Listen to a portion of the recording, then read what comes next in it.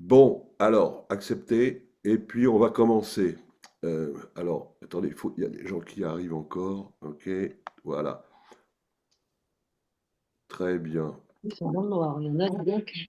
Allez, bon, coupez vos micros. Et puis, on va commencer. Donc, bonsoir. On a une formation ce soir sur l'inflammation. Et vous pouvez prendre des notes. Ça va durer à peu près 30 de minutes. Et puis, s'il y a des questions, peut-être on en prendra quelques-unes suivant le temps qu'on aura. Et puis, alors, peut-être François, mon ami François de Genève, euh, tu peux de temps en temps checker, euh, voilà, on pourra répondre peut-être une question ou deux, on verra. Alors, bon, maintenant, je vous présente quelqu'un que vous connaissez, pour la plupart, peut-être pas tout le monde. C'est quelqu'un qui habite à Dijon et à Annecy et un peu partout dans le monde, parce qu'il voyage aussi. On était à Dubaï il n'y a pas longtemps. Il est dans l'entreprise, il est entrepreneur indépendant à Mouais, au niveau Ruby, donc un niveau très respectable dans l'entreprise. Et aussi, il a une formation de naturopathie, n'est-ce pas? Alors, tu es là, Claude? Je suis là, bonsoir tout le monde. Voilà, Bonsoir et bienvenue, merci Ariel. voilà, Bonsoir Claude. voilà, Bonsoir Bonsoir Claude. les amis. Mhm. voilà. Alors, Bonsoir, Claude, bonsoir tout le monde. voilà. Oui, il y a des gens de Suisse, de France, il y a certainement aussi les Antilles, la Belgique aussi est là, et puis peut-être quelque part ailleurs, si vous pouvez le mettre sur le chat. Est-ce que le chat fonctionne? Oui, il fonctionne là, hein? Euh, oui. Euh, bon, alors Claude, on va t'écouter attentivement, tu vas nous parler d'un sujet important, l'inflammation. C'est à toi. Ouais, c'est ça. Ok, merci Ariel. Donc merci et bonsoir à toutes et à tous.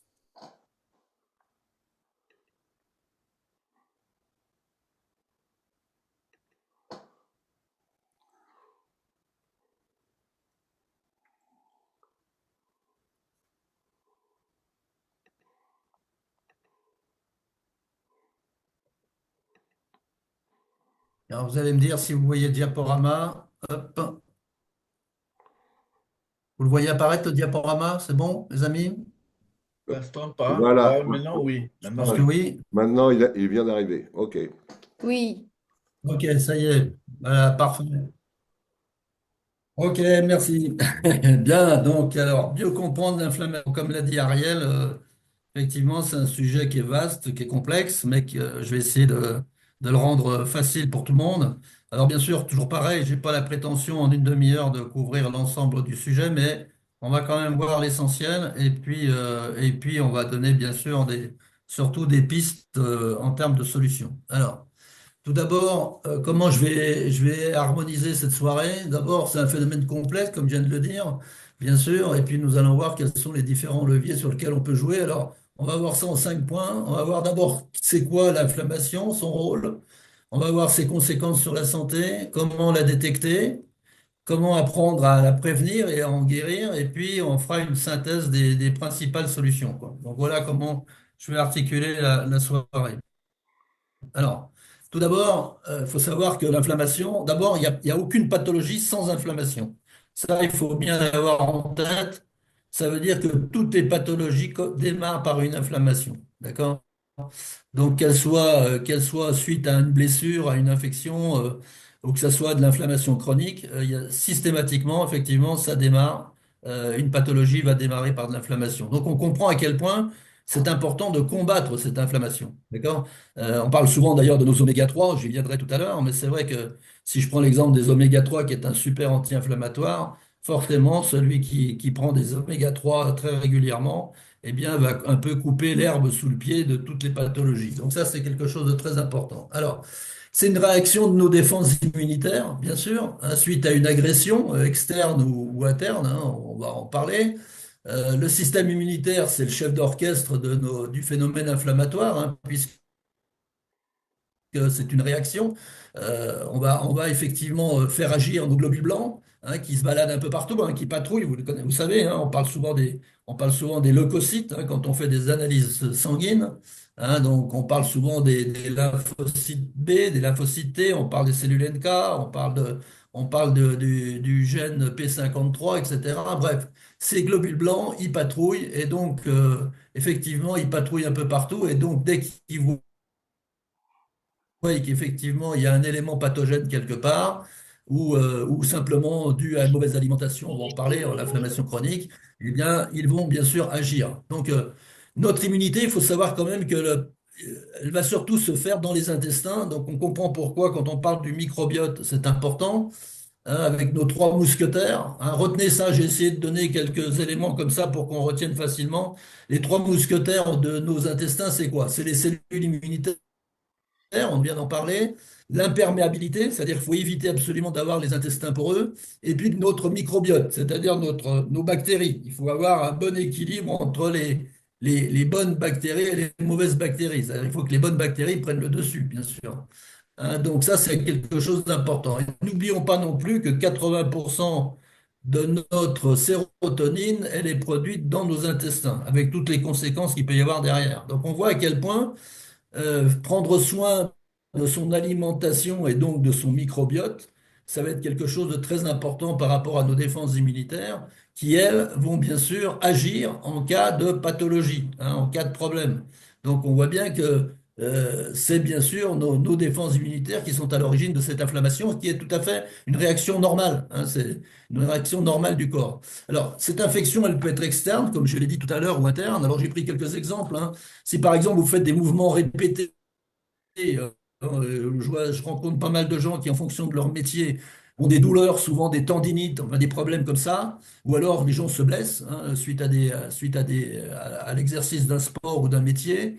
Eh bien, si on ne laisse pas le corps se reposer, à un moment donné, si je prends l'exemple par exemple d'une tendinite, eh bien, forcément, il y a oxydation des cellules, donc effectivement, il y a un problème. Donc, si par exemple, je sais pas, j'ai une infection qui est créée par une inflammation, on parle souvent par exemple des bronchites en ce moment, hein, enfin on a surtout parlé cet hiver, ben, quand on parle de bronchite, on parle d'inflammation des bronches. Quand on parle de gastrite, on parle d'inflammation des muqueuses de l'estomac. Quand on parle d'arthrite, on parle d'inflammation des articulations. Quand on parle de prostatite, c'est l'inflammation de la prostate. Donc, vous voyez, tous les termes en it, en général, c'est de l'inflammation. D'accord? Donc, voilà, c'est des petites choses comme ça que vous pouvez retenir.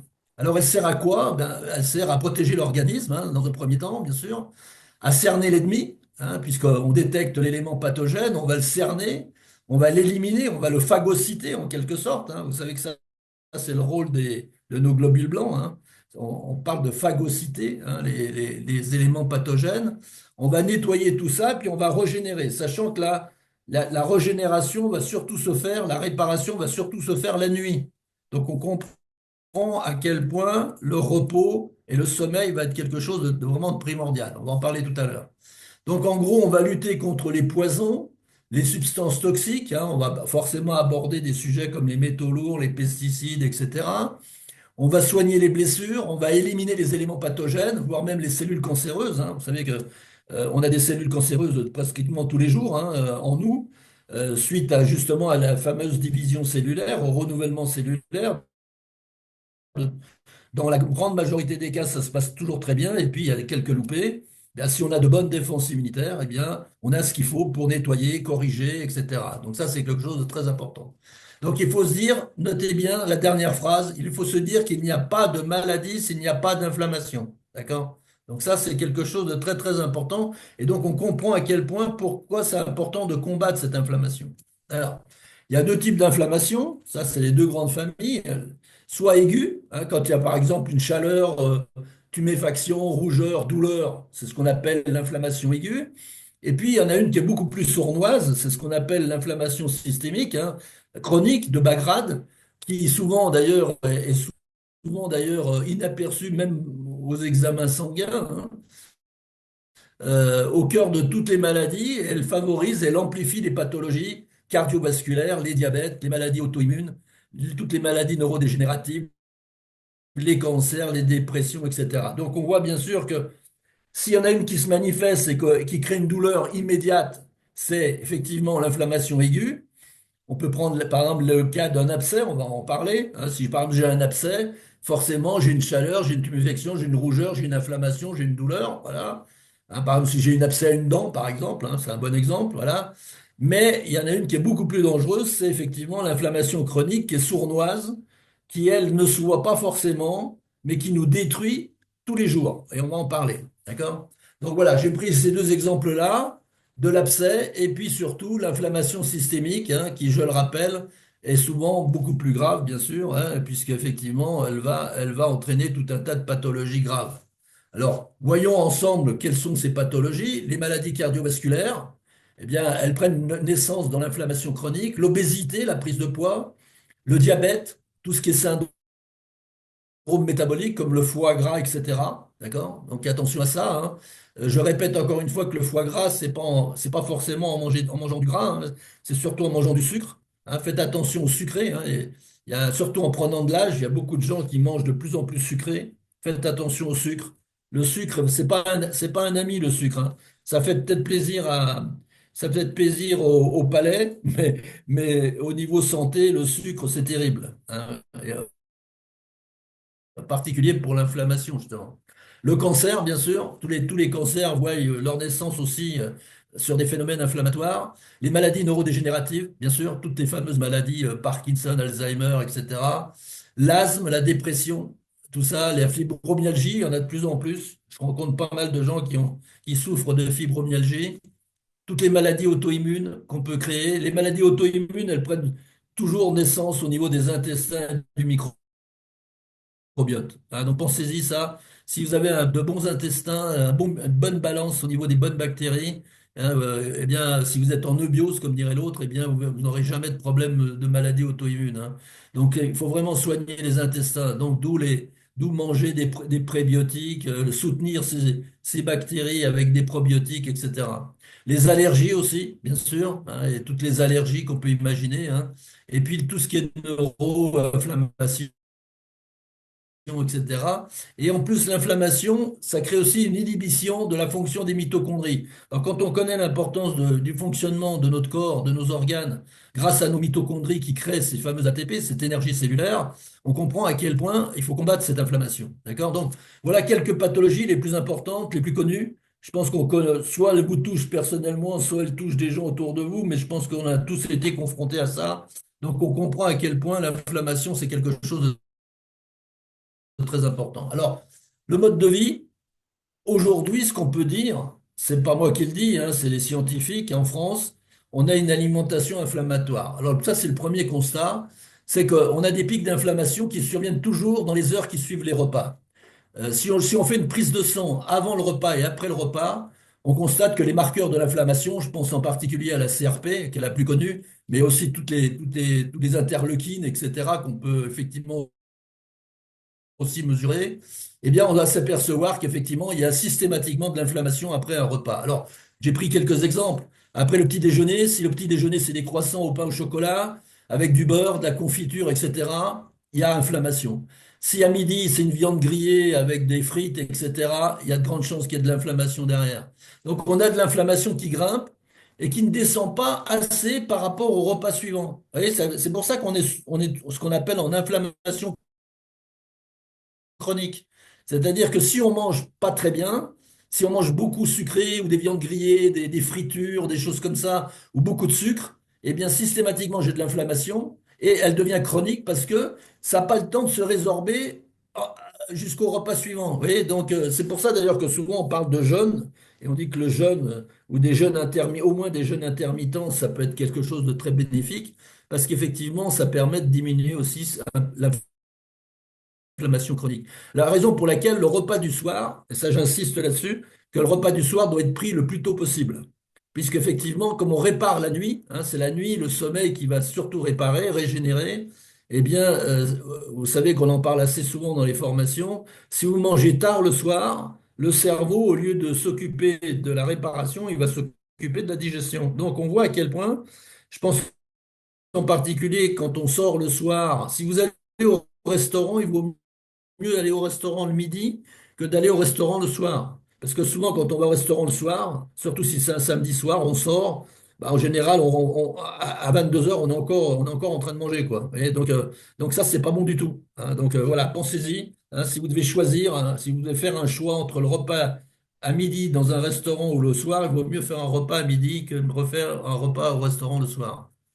Alors, il faut choisir une inflammation non inflammatoire. Alors, la première chose, c'est d'éviter tout ce qui est cramé, c'est-à-dire toutes les viandes trop cuites, les poissons roussis, tout ce qui est carbonisé, hein, c'est ce qu'on appelle l'effet Maillard, hein, on a un effet de glycation, c'est-à-dire on a une caramélisation des protéines, donc attention à ça. L'aliment le plus inflammatoire, c'est la viande, à cause du fer en particulier. D'accord? Le fer est très pro-inflammatoire. Il faut l'avoir en tête. D'accord? Donc, dès qu'on parle de anti-inflammatoire, de combattre l'inflammation, il faut limiter, il faut diminuer son apport carné. D'accord? Puisque la viande, surtout la viande rouge, elle est très, très pro-inflammatoire à cause du fer. Donc, attention au trop, bien sûr, de la composition des acides aminés, hein, puisque dans la viande, il y a beaucoup de leucine en particulier, d'accord? Il y a beaucoup d'acides gras oméga 6, hein, ce qu'on appelle les acides arachidoniques, hein, donc ils sont précurseurs de la prostaglandine et donc qui créent de l'inflammation. Et bien sûr, il faut savoir aussi que la plupart des bovins sont souvent nourris au maïs, OGM, arrosés de glyphosate, hein, qui est le fameux pesticide cancérigène, hein, à 90%. On a des graisses saturées. Et puis les viandes, elles ont beaucoup de bactéries et de virus aussi, hein. Donc voilà, c'est une des raisons pour laquelle, effectivement, c'est très pro-inflammatoire. 80% des poulets aussi contiennent ce qu'on appelle le campylobacter, hein, qui est, une fois tué, elle contient des endotoxines qui, elles aussi, sont très inflammatoires. Alors vous allez me dire, qu'est-ce qu'il faut manger? Bah, si vous mangez par exemple de la viande blanche, de la dinde ou des poulets, etc., essayez toujours de trouver ce qu'on appelle des poulets fermiers ou alors vous prenez des filières bleu blanc cœur, hein, où c'est souvent on sait que les poulets ont vécu à l'extérieur, nourris aux graines de lin, etc. Ça, c'est bien meilleur qu'effectivement que de tomber sur de la viande industrielle ou comme on voit de temps en temps à la télévision, on voit des poulets qui sont des milliers de poulets dans des hangars qui ne voient jamais le soleil. Enfin, bon, attention à tout ça, quoi. D'accord? La leucine, elle est très inflammatoire. Donc, dans la viande et dans les produits laitiers et le maïs, ça allume ce qu'on appelle le mTOR, qui est une enzyme, hein, qui est le chef d'orchestre de l'inflammation. Hein, si vous entendez parler dans les revues scientifiques de mTOR, eh bien, mTOR, c'est l'enzyme chef d'orchestre de l'inflammation qu'on trouve effectivement à cause de la leucine, qui est très inflammatoire dans la viande et dans les produits laitiers ou le maïs. Donc, préférez les végétaux, les légumes secs, les céréales. J'ai pris l'exemple des gorilles et des taureaux, hein, parce que souvent on dit mange de la viande, mon fils, tu seras fort, mais regardez un gorille, il mange pas de viande et il est très fort. Un taureau, ça mange pas de viande et c'est très fort aussi. Donc vous voyez, donc c'est pas lié à la viande, hein, rassurez-vous. Ça, c'est des choses qu'on nous a inculquées quand on était enfant, mais voilà. Alors après, bien sûr, un enfant en forte croissance à l'adolescence, une femme enceinte, voilà, ou une femme qui a des règles trop abondantes, bah, pourquoi pas manger de la viande une fois ou deux par semaine, vous voyez. Mais je connais des gens qui mangent de la viande midi et soir, tous les jours. Il y a des gens, s'ils n'ont pas mangé de la viande, considèrent qu'ils n'ont pas mangé. Faites attention parce que autant à 20, 30 ans, je dirais qu'à la limite, on a ce qu'il faut pour combattre tout ça. Quand on arrive à 50, 60 ans, si on a gardé les mêmes habitudes, ça peut devenir dangereux de manger trop de viande, surtout de midi et soir, hein. Pensez-y, hein. Ça, c'est le meilleur moyen de faire un cancer du côlon, des choses comme ça, hein. Donc faites attention à tout ça. Donc, par contre, les hommes non concernés par effectivement les fameuses règles, hein, comme j'ai dit tout à l'heure, eh bien, c'est des gros mangeurs de viande. C'est une des raisons pour lesquelles les hommes, en général, vivent moins longtemps que les femmes. Vous voyez? Il y a à peu près 7 ans d'écart entre la femme et l'homme, d'après les scientifiques, hein, parce que justement, à cause de la viande, hein, une femme, elle a ses cycles menstruels, elle perd du sang, donc elle compense de temps en temps avec de la viande. Mais un homme qui mange beaucoup de viande, nous, hormis, je sais pas, hormis si on a une hémorragie interne ou des hémorroïdes, mais autrement, en principe, on perd pas de sang. Donc attention aux gros mangeurs de viande, hein. D'accord? Surtout si c'est des viandes grillées, barbecue, etc., noircies, carbonisées. Attention, attention. Donc, en résumé, mangez plutôt des végétaux, moins de viande. Voilà. Je dis pas que pas en manger du tout, hein. Je dis simplement manger moins de viande. Voilà, il faut être raisonnable. Réservez ça aux occasions festives, pourquoi pas, d'accord? Et puis surtout pour les femmes après la ménopause, hein, pensez-y. Alors, je reviens bien sur la balance très classique, hein, mais vous voyez que en France, on a un rapport de 1 à 20 C'est-à-dire qu'on consomme 20 fois plus d'oméga 6 que d'oméga 3. Donc on comprend pourquoi on est en inflammation chronique, d'accord? Puisque les oméga 6, c'est effectivement pro-inflammatoire. Et donc les oméga 6, c'est quoi? Bah, c'est la charcuterie, c'est le beurre, c'est la viande, c'est les huiles, enfin voilà. La plupart, ce sont des oméga 6. Et les oméga 3, en France, on n'est pas forcément des gros mangeurs de poissons gras, hein. Je dis toujours, les oméga 3, on en trouve un peu dans les végétaux, mais il y a des gens qui vont dire, ah oui, mais moi je mets des graines de chia ou voilà, des choses comme ça. Bon, oui, ok, d'accord. On peut trouver un peu d'oméga 3 dans certains aliments, hein, comme par exemple les noix ou voilà, ou des choses comme ça, mais ça vous donnera jamais autant d'oméga 3 que des poissons gras comme les sardines, le maquereau, le hareng, le anchois, etc., ou le saumon. La seule chose, c'est que les gros poissons, vous le savez, maintenant, on en parle assez souvent dans les formations, les gros poissons sont souvent chargés en métaux lourds, en mercure en particulier, donc faites attention, bien sûr, aux gros poissons. Alors, quels sont les marqueurs? Comment on détecte si effectivement on est en inflammation? Ben, souvent, c'est la CRP, hein. Quand on a une CRP au plafond, c'est qu'il y a de l'inflammation, c'est qu'il y a une infection quelque part, hein. Donc souvent, c'est comme ça d'ailleurs qu'on détecte quand il y a de l'inflammation chronique, hein, ou une infection, hein. Donc, pensez-y. Après, il y a les dosages de cytokines, hein, c'est tout ce qu'on appelle les interleukines bêta, et les interleukines 6, etc. Il y a les profils aussi en acides gras, hein. On peut demander son profil oméga 6, oméga 3. Mais bon, moi je sais que j'ai ce qu'il faut, j'ai un scan en biorésonance, ça permet de voir effectivement si les gens ont trop d'oméga 6. Mais de toute façon, en France, tout le monde a trop d'oméga 6, hein. Donc, parce que comme je l'ai dit, on ne vit pas tous au bord de la mer et on n'est pas tous des gros mangeurs de poissons, hein. Et puis, il y a les tests de perméabilité intestinale aussi. On peut faire des tests de zonuline. La zonuline, elle permet effectivement de vérifier si on a les intestins poreux. Alors, en général, c'est vrai que vous allez me dire, qu'est-ce qui rend les intestins poreux? Ben, il y a des produits qui effectivement ne facilitent pas la chose, en particulier comme le gluten, des choses comme ça. Il y a des gens qui sont plus sensibles que d'autres, mais attention effectivement à tout ce qui touche comment dire, à tout ce qui touche la porosité intestinale, puisque vous savez que quand on a les intestins poreux, le risque, c'est effectivement de retrouver dans la circulation sanguine tout un tas d'éléments qui ne devraient pas s'y trouver. Alors, quels sont les symptômes cliniques? En général, il y a des troubles digestifs. Alors, quand on parle de troubles digestifs, on parle de ballonnement, trop de gaz, d'intolérance, hein, qui favorisent la porosité intestinale, hein. Rappelez-vous que le stress aussi, ça favorise la porosité intestinale, hein. Quand on a trop d'adrénaline ou trop de cortisol, en particulier, hein, trop de cortisol, quand on a le cortisol au plafond, on a systématiquement une porosité intestinale derrière, hein. Donc pensez-y, c'est très important ça. Fatigue chronique, en général, douleur diffuse. On a des troubles cutanés, hein, souvent liés aussi avec le foie, hein, parce qu'effectivement, quand le foie est un peu chargé, quand on a le foie gras, etc., on a souvent des problèmes cutanés, des difficultés à perdre du poids aussi, hein, surtout arrivé à un certain âge. On a des troubles de la glycémie également, hein, des prédiabètes, hein. Alors là aussi, il y a des tests, hein, comme le test OMA qui permet de vérifier si on n'a pas si on n'est pas en prédiabète, hein, donc attention. Après, il y a toutes les maladies qui passent par une meilleure gestion du microbiote, je l'ai dit, avant de faire une détox du foie. Ça, c'est très important parce que j'entends souvent parler de gens qui parlent de détox. Bien sûr qu'on peut faire une détox du foie, mais attention, il faut faire attention de ne pas être en porosité intestinale. Pourquoi? Parce que quand vous détoxifiez le corps, il faut savoir que le corps, pour se protéger, il va mettre tout ce qui est, toutes les toxines, il va les mettre en particulier dans toutes les cellules adipeuses, dans la graisse.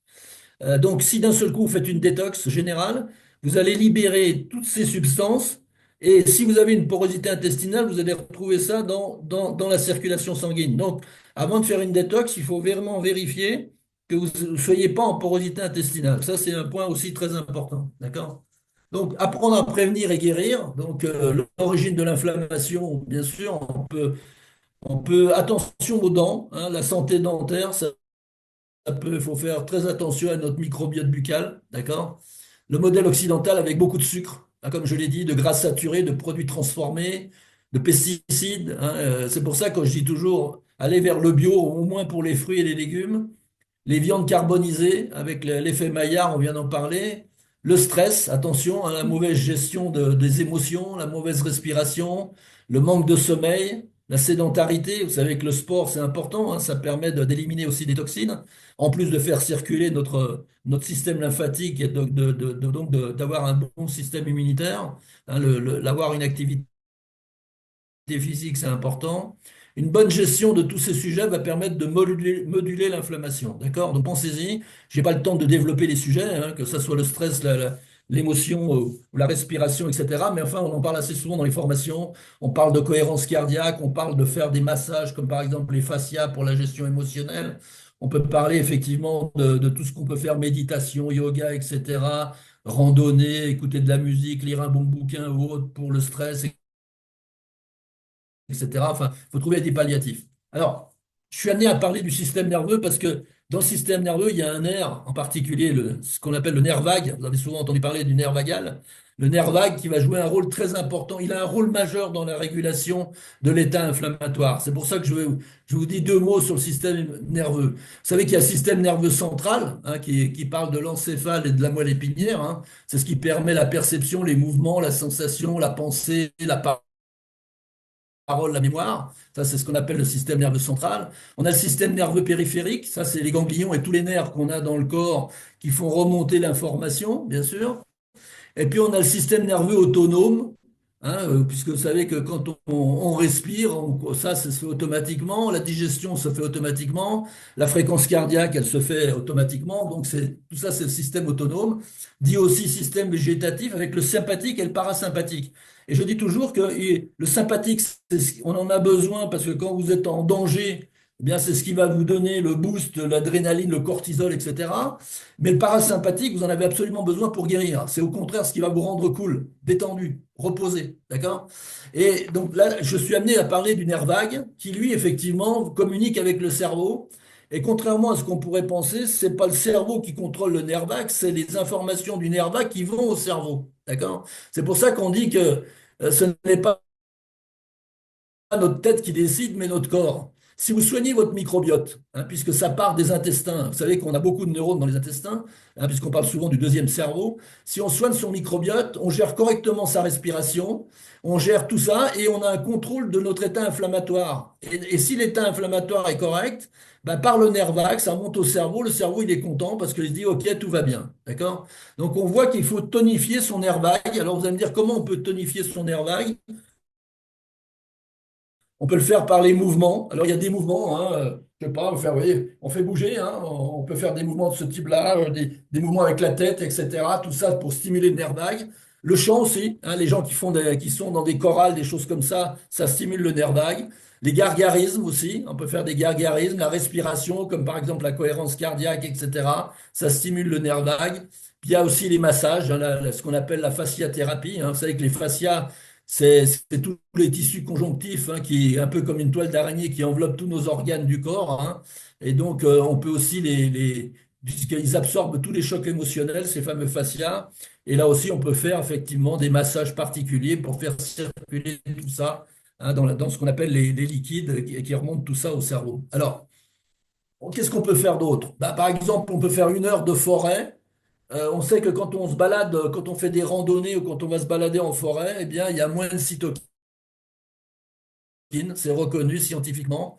Donc, moins de cytokines, moins d'inflammation. D'accord? Ça, c'est important. Les cycles circadiens qui fonctionnent aussi en binaire, hein, c'est-à-dire soit je suis en action, soit je suis au repos. Et là, on voit toute l'importance du sommeil, le jour-nuit. D'accord? C'est pour ça que je dis souvent en binaire, jour-nuit.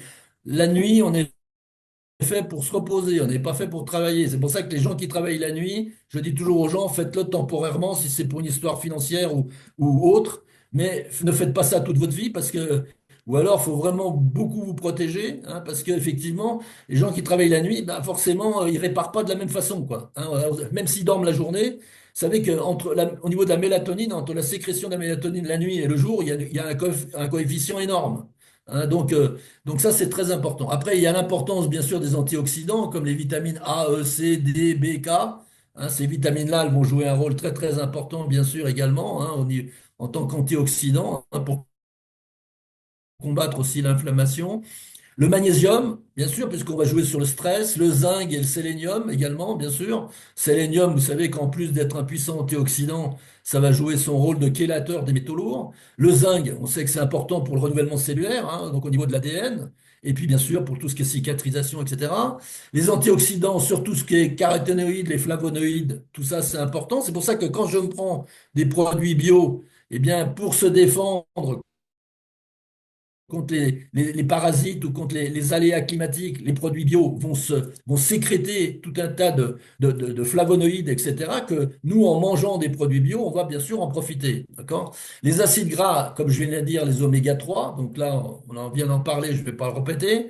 Le thé vert également, le thé matcha par exemple, qui est très riche en EGCC, hein, très riche en catéchine, c'est un puissant antioxydant et puis ça permet aussi d'éliminer les graisses, d'accord? Et puis après, il y a des produits comme l'ail, bien sûr, le gingembre, le curcuma. Moi, tous les matins, je me fais mon checker. Hein, j'en ai déjà parlé, mais je prends mes protéines végétales. Je mets du gingembre, je mets du curcuma, je mets 1 ou 2 cuillères d'huile d'olive, je mets du jus de citron, voilà, je me fais tout un mélange, d'accord? Et c'est mon petit déjeuner du matin. Je pars en pleine forme, je vais jusqu'à midi, midi et demi, j'ai vraiment pas faim. Et donc, et puis je sais que je suis vraiment en anti-inflammatoire, quoi, d'accord? Donc ça, c'est hyper important parce que tous ces produits-là, curcuma, gingembre, etc., cannelle, autres, c'est vraiment des produits anti-inflammatoires. La grenade aussi, la grenade, mettez-la à toutes les sauces. Si vous devez choisir un fruit, la grenade, c'est pas mal, hein. Tout ce qui est grenade, et baies roubaix aussi, hein, toutes les baies, les myrtilles, framboises, etc., groseilles, enfin, toutes ces cassis, etc., tout ça, c'est excellent, hein, pour la santé, d'accord? Les légumes, les herbes aromatiques bio, bien sûr. Alors, par contre, faites attention à tout ce qui est ultra transformé, bien sûr, parce que ça crée vraiment de l'inflammation. Toutes les cuissons à haute température, on l'a vu, le phénomène de glycation, donc attention, ça crée de l'inflammation. Les produits raffinés, pareil, les pâtes blanches, pain blanc, etc., c'est du sucre, hein. Donc, puis attention au mode de cuisson, hein, pensez-y, hein, des pâtes trop cuites, c'est encore pire, d'accord? Donc attention aux pâtes trop cuites, hein. Si vous faites des pâtes souvent, toujours al dente, hein. Après, l'index glycémique élevé, bien sûr, les sucres, les sodas, les confitures, le miel, etc. Donc, attention.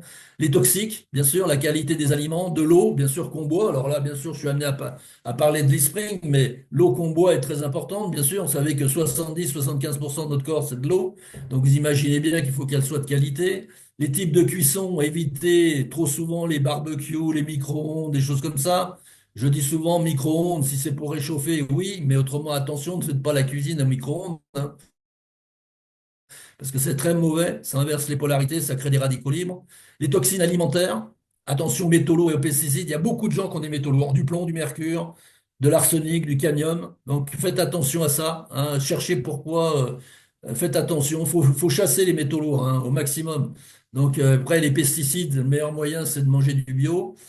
Il y a beaucoup de gens qui ont de l'urée, hein, qui ont trop d'urée à cause de trop de protéines, hein, donc attention à ça. Le manque de fibres, il y a des gens qui mangent pratiquement jamais de fibres, hein, très peu de légumes, très peu de fruits, hein, j'en rencontre presque tous les jours.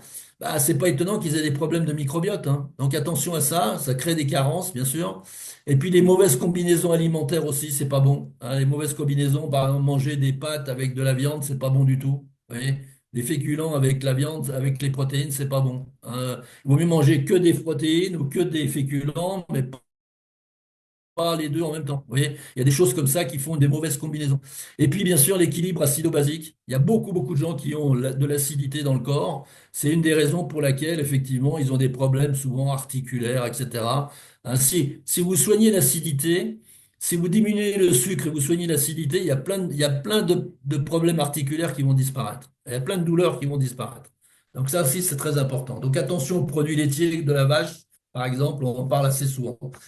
Et puis attention aussi aux médicaments anti-inflammatoires, parce que les médicaments anti-inflammatoires, si c'est occasionnel comme ça, bon, allez, à la limite, pourquoi pas, je dirais. Mais il y a des gens qui prennent des médicaments anti-inflammatoires pendant très longtemps. Alors ça, c'est terrible, hein. C'est terrible au niveau santé, hein. Donc attention, il y a plein d'effets secondaires. Ça vient perturber le microbiote, ça crée de l'inflammation. Donc attention, hein, pensez toujours qu'il y a toujours un rapport bénéfice-risque avec ces médicaments. et surtout toujours sur le court terme. Sur le long terme, ça devient dramatique. Donc là, pareil, renseignez-vous, mettez-vous en relation dans le milieu médical avec des gens qui connaissent bien.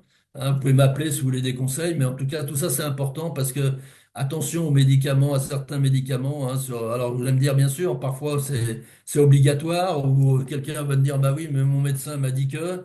Mais pensez-y, c'est très important. Hein. Les médicaments, je suis pas contre médicaments, hein, mais toujours sur le très court terme. Attention. Et puis après, il faut regarder aussi ce qu'on prend. Hein. Moi, en consultation, j'ai beaucoup de gens qui ont des problèmes graves. Eh bien, bon, j'essaye de regarder un peu ce qu'on leur donne, ce qu'ils prennent, etc. Et quand il y a vraiment un problème, je dis à la personne, revoyez avec votre médecin pour changer de médicament, quoi. Vous voyez. C'est pas normal que quelqu'un prenne des médicaments et soit constamment malade, nausées, vomissements, diarrhée. Ben, il faut arrêter, quoi. Faut pas continuer, faut pas persévérer. Hein. Il faut revoir son médecin pour qu'il y ait un changement en termes de médicaments, quoi. D'accord? Alors, pour conclure, tout est une histoire d'équilibre. L'importance de la qualité de notre microbiote, on vient d'en parler, donc je ne reviens pas dessus. Donc, varié, riche en fibres, en vitamines et minéraux. L'importance du sommeil pour réparer et se régénérer. Donc, ne loupez pas 22 heures, 6 heures. Hein. Pensez-y toujours. La glande pinéale du cerveau, c'est toujours entre 22 heures et 6 heures du matin. D'accord? C'est là que tout se passe, la mélatonine, la valentonine, la cis-méthoxyharmalan, enfin toutes les hormones qui sont là pour réparer, pour vous donner la pêche dans la journée. L'importance de l'activité physique, donc respiration, gestion du stress, les émotions, tout ça c'est important. Alors, vous allez me dire, oui, ça c'est aussi de la théorie, parce que quand on a un choc émotionnel, quand on vient de subir, je sais pas moi, un décès, des choses comme ça, forcément on est touché. Eh bien, c'est là qu'il faut se protéger, d'accord? C'est là que, par exemple, les oméga 3 vont jouer un rôle important également pour nous aider à passer le cap, d'accord? Puisque systématiquement, ces états émotionnels nous créent de l'inflammation. Donc, c'est là qu'il faut surtout pas rester comme ça, quoi. Voyez un spécialiste, voyez quelqu'un, mais en tout cas, vous prenez des compléments, hein, comme les oméga 3 en particulier, mais pensez-y, c'est important, hein. N'essayez pas de vous battre vous-même et faites-vous aider, quoi. L'importance de l'équilibre oméga 6 oméga 3, je viens d'en parler. Le bon système immunitaire, c'est la règle de base, ça. D'accord? Si vous avez un bon système immunitaire, il ne peut rien vous arriver. Donc, vous voyez à quel point c'est important de toujours surveiller à ce que vous ayez un bon système immunitaire. Et puis, l'importance d'un bon fonctionnement de vos mitochondries, bien sûr, puisque c'est ce qui vous donne l'énergie. Hein. Donc, vous voyez bien que quand les mitochondries ne fonctionnent plus, il ne se passe plus rien. C'est-à-dire que vous fabriquez moins d'énergie, mais surtout plus de radicaux libres. Donc, vous imaginez, donc ouais, on voit, c'est la double peine. Donc, on voit à quel point c'est important de soigner nos mitochondries. D'accord? Donc, mitochondries, glutathion, coenzyme Q10 qu'on perd en vieillissant, etc. Donc voilà, il faut toujours avoir ça en tête, hein, des antioxydants, etc. Et aussi moins de sucre, hein, de choses comme ça. Importance de la bonne gestion du mode de vie, le stress, bien sûr, hein, faut pas avoir une vie de patachon, comme dirait l'autre. Et puis l'environnement, bien sûr, on parle souvent de la pollution, des modes de cuisson, etc. Donc voilà, voilà ce que je voulais vous dire ce soir. Ça va un peu vite, c'est un peu, il y a beaucoup de choses d'un seul coup. On n'a pas le temps de tout détailler, mais bon voilà, vous avez quand même des pistes. Vous voyez à quel point le microbiote, l'alimentation, voilà, faire la chasse aux polluants qui nous entourent, hein, de l'eau, de l'air, les pesticides, les métaux lourds, etc. Avoir un bon équilibre entre les oméga 6 et les oméga 3, voilà. Ça, c'est les pistes qui peuvent vous aider et qui fera que. Mais notez une chose, rappelez-vous toujours, ça c'est la phrase type, il n'y a pas de pathologie s'il n'y a pas une inflammation. Donc, si vous combattez l'inflammation, il n'y aura jamais de pathologie, si vous voyez ce que je veux dire. D'accord? Et il faut surtout combattre l'inflammation chronique, bien sûr, parce que l'inflammation qui est due à un accident, à une plaie ou à un abcès, ça peut arriver à tout le monde, bien sûr, ce qu'on appelle l'inflammation aiguë. Mais surtout l'inflammation chronique qui est sournoise, qui ne se voit pas, et c'est elle qui nous détruit et qui crée les maladies graves. Voilà ce que je voulais vous dire. Ariel, je te repasse la parole. Merci de votre attention, les amis. Alors merci beaucoup Claude, c'était très intéressant et c'était pédagogique. On va dire que on a bien cerné les choses. Merci beaucoup pour cette explication. Je vais arrêter l'enregistrement, mais on va garder un peu de temps pour, si vous voulez, pour quelques questions, mais pour garder l'enregistrement dans un timing raisonnable, là j'arrête.